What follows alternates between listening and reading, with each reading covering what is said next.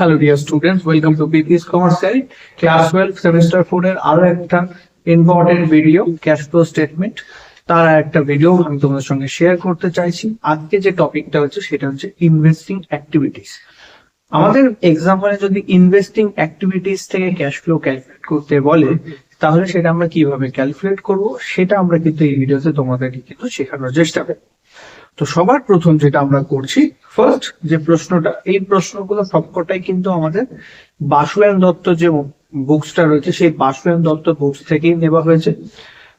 তো সেই বই যে প্রশ্নগুলো আছে, কোশ্চেন নাম্বার 45, 38, 39, 40, 41, 42, তো বাসুয়ান দত্তের এই যে প্রবলেম গুলো রয়েছে সেগুলো আমরা এই পার্টিকুলার ভিডিওতে তোমাদের সঙ্গে সলভ করবো এবং সেই পার্টিকুলার যে এন্ট্রি গুলো সেটা কেন অ্যাড হচ্ছে এবং কেন লেস হচ্ছে সেগুলো কিন্তু এই ভিডিওর থ্রুতে তুমি বুঝতে পারবে। তো সবার প্রথম আমরা 45 নম্বর যে প্রবলেমটা রয়েছে সেটা সলভ করার চেষ্টা করবো। তো সবার প্রথম যেটা আমাকে দিয়েছে that is purchase of machinery 9,50,000। তো আমি মেশিনারি কি করেছি, পারচেস করেছি।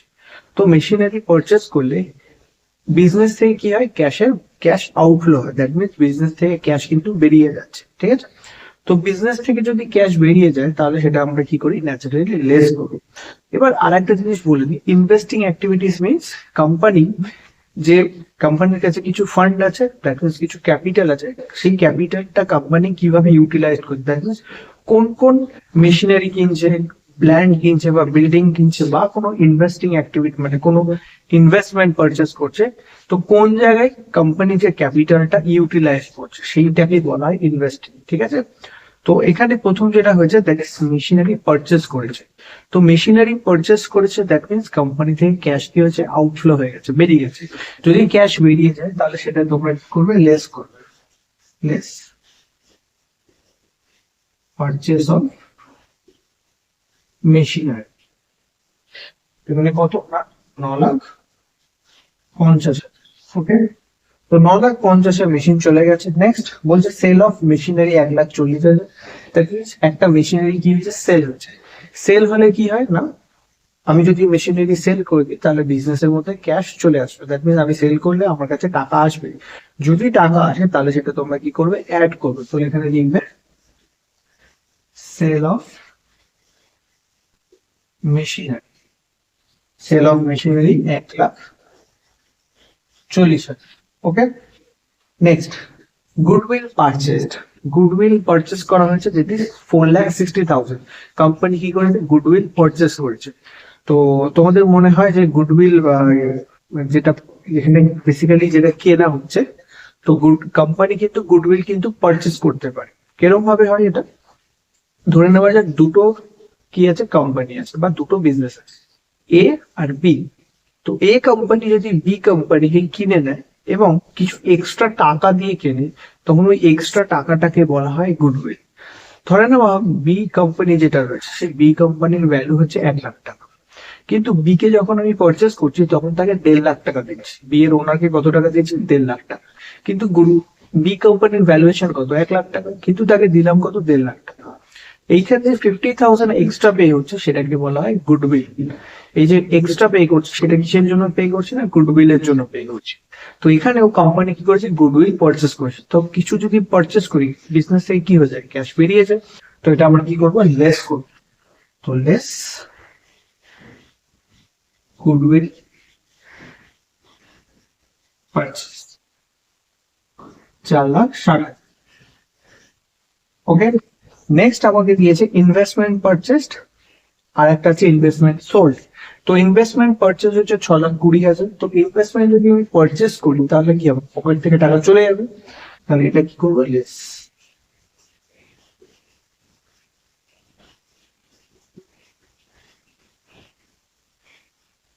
Investment purchase 6,20,000। নেক্সট হচ্ছে investment sale, investment sold. Investment যদি আমি সেল করি তাহলে বিজনেসে কি আসবে, ক্যাশ টাকা চলে আসবে। দ্যাট মিনস ইনফ্লো হচ্ছে, যদি ইনফ্লো হয় সেটাকে অ্যাড করব, সেল অফ ইনভেস্টমেন্ট। তো সেল অফ ইনভেস্টমেন্ট কত, 2,30,000। Next patent sold. তো কোম্পানি কি করেছে, পেটেন্টটাকে বিক্রি করে দিচ্ছে। তো পেটেন্ট কত টাকায় বিক্রি করেছে না, 1,80,000। যদি কোম্পানি পেটেন্ট ইনট্যাঞ্জিবল অ্যাসেটস বিক্রি করে দেয়, সেক্ষেত্রে কি হয় না, কোম্পানির কাছে টাকা আসছে। তো পেটেন্ট বিক্রি করে কোম্পানির কাছে টাকা আসছে, টাকা আসলে সেটা কিন্তু আমরা অ্যাডে দেখবো, সেল অফ পেটেন্ট 1,80,000 টাকা। Okay, next, interest receive on debenture held as investment. তার এখানে কি বলছে, ইন্টারেস্ট রিসিভ করেছি on debenture held as investment. তো কোম্পানি কি করেছে, কিছু debentures as a investment hold করে রেখেছে। দ্যাট মিনস কোম্পানি কিছু ডিভেঞ্চার, অন্য কোম্পানির ডিভেঞ্চার কি করেছিল, পারচেস করেছিল। তো অন্য কোনো কোম্পানির যদি আমি কোনো ধরনের অ্যাসেটস হোল্ড করি, সেটা সেটা অ্যাজ এ ইনভেস্টমেন্ট আমার কাছে থাকে। তো সেই ইনভেস্টমেন্ট থেকে আমরা কি পাচ্ছি না, ইন্টারেস্ট পাচ্ছি। তো আমি কোনো জায়গায় যদি ইনভেস্ট করি, সেখান থেকে যদি কোনো রিটার্ন আসে, তাহলে সেই রিটার্নটাও কিন্তু ইনভেস্টিং অ্যাক্টিভিটিজ এর আন্ডারেই আসবে। ঠিক আছে, তো এখানে যে ইন্টারেস্টটা পাওয়া যাচ্ছে, কিসের জন্য পাওয়া যাচ্ছে, ইনভেস্টমেন্টের জন্য। মনে রাখবে, আমি যদি কোনো জায়গায় ইনভেস্ট করি তবেই সেখান থেকে রিটার্ন আসে। তাহলে সেই রিটার্নটা কিন্তু ইনভেস্টিং অ্যাক্টিভিটিজ এর আন্ডারেই আমাকে কি করতে হবে, ক্যালকুলেট করতে হবে। ঠিক আছে, তো এখানে যে ইন্টারেস্ট আমি রিসিভ করছি, দ্যাট মিনস কোম্পানিতে কি হচ্ছে, টাকাটা আসছে। তো আমরা এখানে কি করবো, এটাকে অ্যাড করবো, ইন্টারেস্ট অন ডিভেঞ্চার রিসিপ্ট, এটা হচ্ছে 15,800 টাকা। নেক্সট বলেছে ডিভিডেন্ড রিসিপ্ট। ঠিক একই রকম ভাবে কোম্পানি কিছু শেয়ার পারচেস করেছিল, সেই শেয়ার থেকে কি হচ্ছে, ডিভিডেন্ড পাওয়া গেছে। তো এই যে ডিভিডেন্ড যেটা পাওয়া গেছে, সেটাকে কি বলা হবে, যে ডিভিডেন্ডটা রিসিভ হচ্ছে সেটাও কিন্তু ইনভেস্টিং অ্যাক্টিভিটিজ এর আন্ডারেই আসে। কেন, কারণ আমি কোনো জায়গায় ইনভেস্ট করেছিলাম, সেখান থেকে এখন কি হচ্ছে, রিটার্ন আসছে। তো এই যে ডিভিডেন্ড বা রিসিভ হচ্ছে, সেটা কি কোথায় আসবে না, আমার ইনভেস্টিং অ্যাক্টিভিটিজ এ অ্যাড হয়েছে। Dividend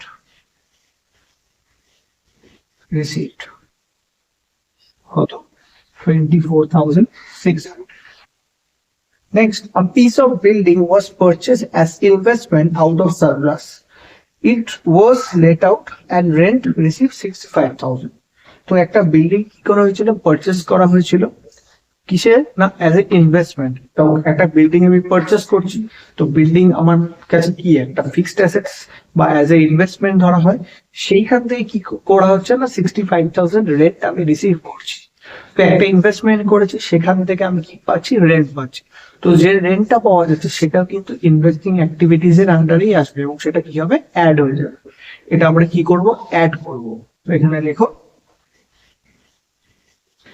rent receipt. তো রেন্ট রিসিপ্ট কত, 65,000।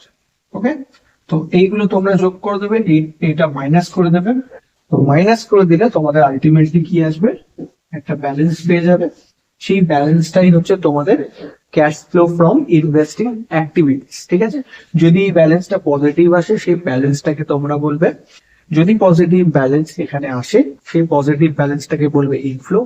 যদি এখানে ফাইনাল ব্যালেন্সটা নেগেটিভ আসে, তখন সেটাকে বলবে আউটফ্লো। ঠিক আছে, আমি ব্যালেন্সটা করছি না, ব্যালেন্সটা তোমরা করে কমেন্ট বক্সে আমাকে জানাবে যে ফাইনালি এই যে প্রশ্নটা রয়েছে, এই প্রশ্নের ব্যালেন্সটা কত এসছে। ঠিক আছে, যাদের যাদের কারেক্ট অ্যান্সার আসবে, আমি কিন্তু তাদেরকে তাদের কমেন্ট লিখে তাদের কিন্তু বলে দেবো যে তাদের অ্যান্সারটা ঠিক হয়েছে কি ভুল হয়েছে। ওকে, তো এটা হচ্ছে আমাদের ফার্স্ট যে প্রশ্ন, দ্যাট ইজ 45 নাম্বার যে সামসটা রয়েছে, তার সলিউশনস এইভাবে আমাকে করতে হবে। এরপর আমরা যে প্রশ্নটা করবো, আচ্ছা তার আগে এই যে প্রবলেমটা আমরা সলভ করলাম, এই যে প্রবলেমটা সলভ করলাম, এখান থেকে আই থিঙ্ক তোমরা একটা কনসেপচুয়াল আইডিয়া পেয়ে গেছো। দ্যাট মিনস কোম্পানি যে কিছু জিনিস রিসিভ করবে ইনভেস্টমেন্ট থেকে, সেগুলো সব অ্যাড হবে। আর কোম্পানি যেগুলো পারচেস করবে, সেইগুলো সব কটা পারচেস করলে কি ক্যাশ আমার পকেট থেকে বেরিয়ে যায়, তাহলে সেটা আমরা কি করব, লেস করব। তো আমার এখানে যা যা পারচেস করছি সব কটাই আমার এখানে কি হয়েছে, লেস হয়েছে। ঠিক আছে, কারণ আমার পকেট থেকে কি হয়েছে, ক্যাশ টাকা বেরিয়ে গেছে। আর যতগুলো সেল হবে, সেল হলে কি কোম্পানির কাছে টাকা ফেরত চলে আসে। তো সেগুলো সব কি হবে, বা কোনো জায়গায় আমি ইনভেস্টমেন্ট করেছি, ইনভেস্টমেন্ট করলে সেখান থেকে ইন্টারেস্ট পাওয়া যায়, ডিভিডেন্ড পাওয়া যায়, বা কোনো অ্যাসেট যদি সেল করলে এগুলো থেকে কি হবে না, আমার টাকা আসবে।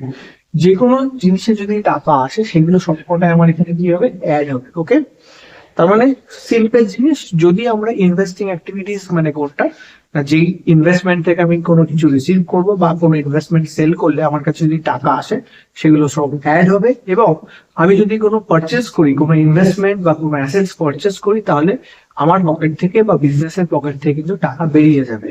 সেক্ষেত্রে সেটা আমাকে কি করতে হবে, লেস করতে। দ্যাটস দ্য সিম্পল, একদম সিম্পল ওয়েতে তুমি যদি বুঝতে চাও তাহলে তুমি এইভাবে বুঝতে পারো। এটা হচ্ছে শর্টকাট টেকনিক।